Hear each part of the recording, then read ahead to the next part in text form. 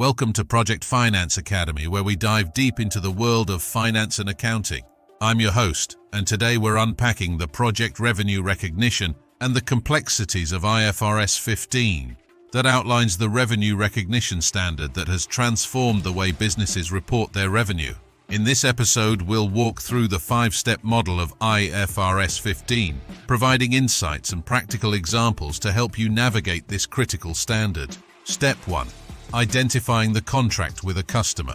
The first foundational step in the IFRS-15 model is identifying the contract with a customer. So what exactly constitutes a contract under IFRS-15? A contract is an agreement between two or more parties that creates enforceable rights and obligations. To recognize a contract, the following criteria must be met. Approval and commitment. Both the entity and the customer must approve the contract and commit to fulfilling their respective obligations. Rights regarding goods or services. The contract must clearly outline the rights of both parties, specifying what goods or services will be transferred. Payment terms. It must detail the payment terms for the goods or services. Commercial substance. The contract should have commercial substance, meaning the risk, timing, or amount of the entity's future cash flows are expected to change. Collectability is probable. It's essential that the entity believes it will collect the consideration in exchange for the goods or services provided. Sometimes, multiple contracts with the same customer or related parties might be negotiated as a package with a single commercial objective. In such cases, these contracts should be combined and treated as one. Step 2. Identifying the performance obligations. Moving to Step 2. Identifying performance obligations within the contract. Performance obligations are promises to transfer distinct goods or services to the customer. This step can get tricky, especially with EPC contracts due to their integrated nature. Distinct goods or services.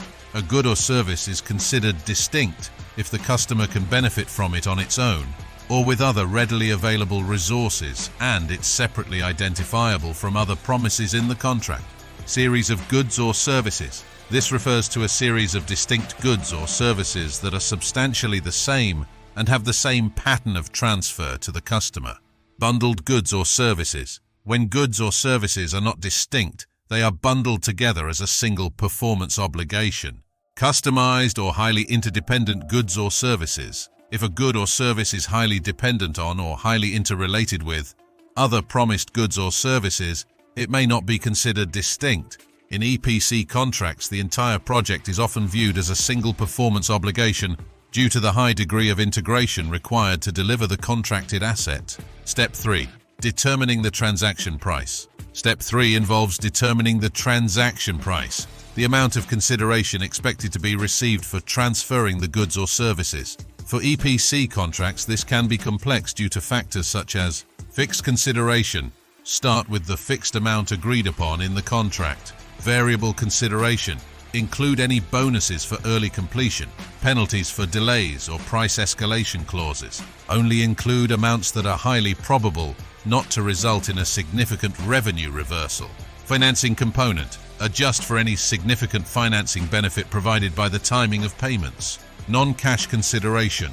Measure any non-cash consideration at fair value at the contract inception. Consideration payable to the customer. Deduct any rebates or credits payable to the customer from the transaction price. Step 4. Allocating the transaction price. The fourth step is allocating the transaction price to the performance obligations. To do this, you need to identify the standalone selling prices, SSP, for each distinct performance obligation.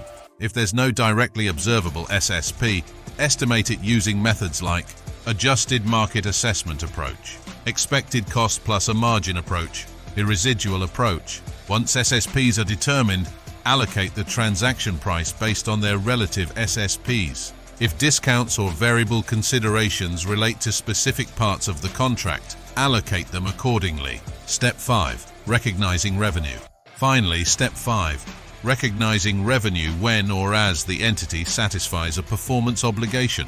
This depends on whether the performance obligation is satisfied over time or at a point in time. Over time, revenue is recognized over time if the customer receives and consumes the benefits as the entity performs, if the service creates or enhances an asset controlled by the customer, or if the service doesn't create an asset with an alternative use to the entity, and the entity has an enforceable right to payment for performance completed to date. At a point in time, revenue is recognized when the customer gains control of the asset, which could be upon delivery, installation, or passing of legal title. For obligations satisfied over time, measure progress in a manner that best reflects the transfer of control. Use methods such as cost-to-cost, labor hours, or milestones reached to measure this progress. And there you have it, the 5-step model of IFRS 15. By understanding and applying these steps, you can ensure that your revenue recognition aligns with the IFRS standards, providing a clear and accurate financial picture of your business activities. Thank you for tuning into Project Finance Academy podcast. Be sure to subscribe and stay updated with our latest episodes, where we break down complex financial standards into actionable insights. Until next time, stay informed and stay ahead.